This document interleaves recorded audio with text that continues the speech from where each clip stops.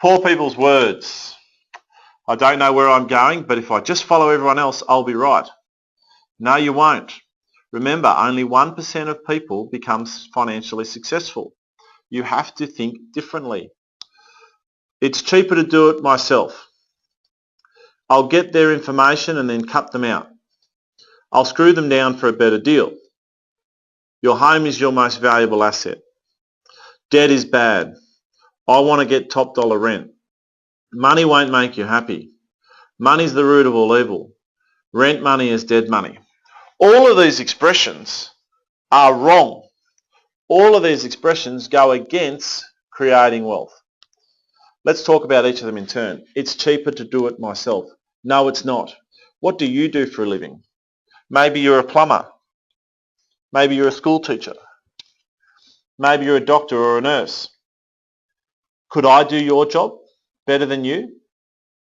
How efficiently would I do your job?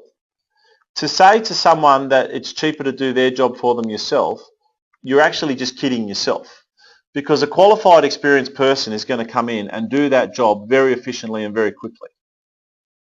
If you do it yourself, all you're doing is giving yourself a part-time job. You might pay someone $100 an hour to do that job for you, and then you go and do it yourself.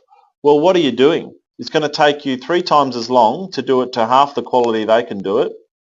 So congratulations, you've saved yourself, you've got yourself a job that pays $33 an hour and does the job at half the quality. Your time's much more valuable than that.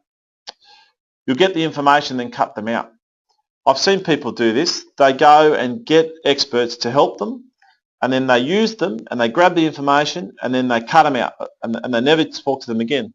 Now, how is that really that smart?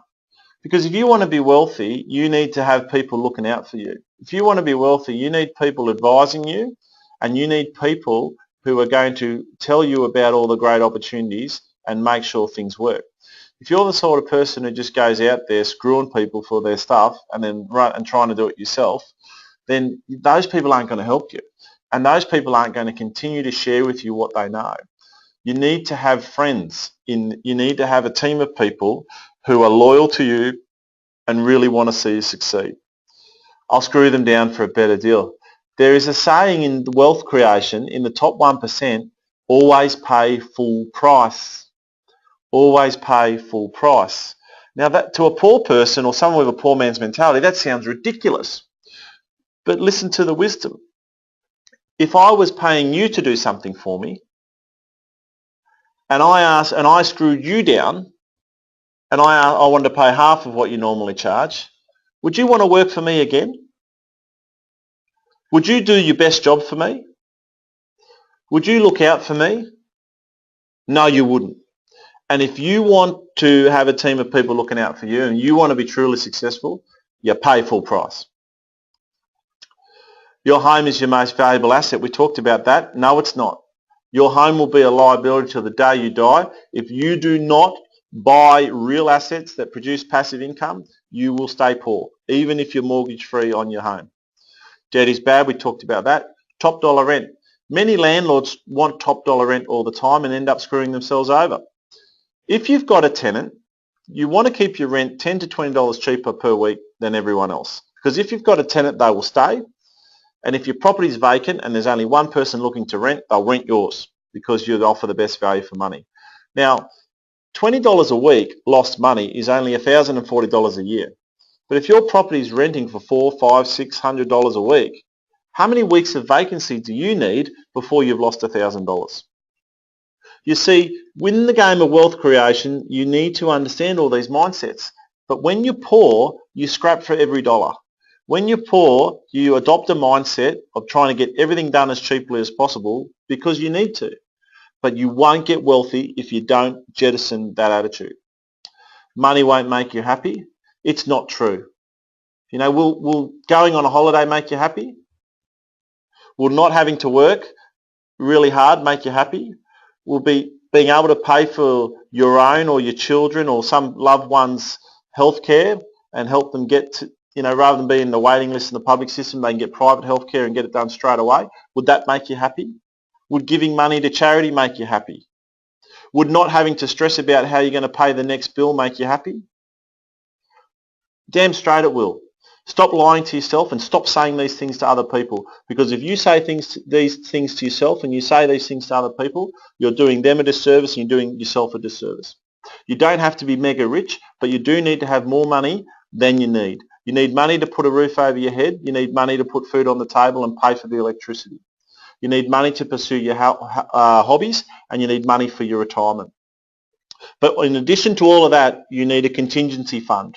You need reserve amount of money to deal with those things that you haven't thought are going to happen, like that disease that you thought you would never get, like that fire that burns your house down, like that problem that comes up that you didn't think was going to happen.